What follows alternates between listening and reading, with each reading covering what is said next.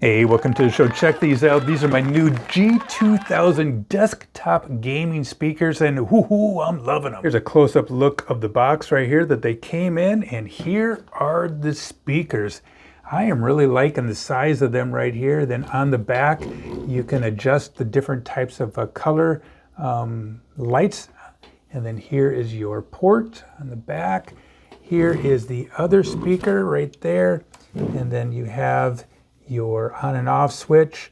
And another cool thing I like about this is that they have an input for a subwoofer, which I'm going to be getting, so just to add a little more oomph.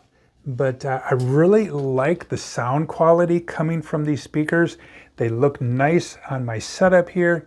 And the cord, if I have the cord extended that's attached from here to there, I can have one speaker right about there and then the other speaker over there. But otherwise the cord isn't super long, but for my setup it's working out perfect. Totally recommend these. I'm loving the sound quality and I can't wait to get a subwoofer hooked up. But otherwise they have some, they got some good basses and trebles and mediums, so I'm liking it. Hey, thanks a lot for watching the show. Make sure you check out the link down below. And we'll talk to you later. Adios. Goodbye.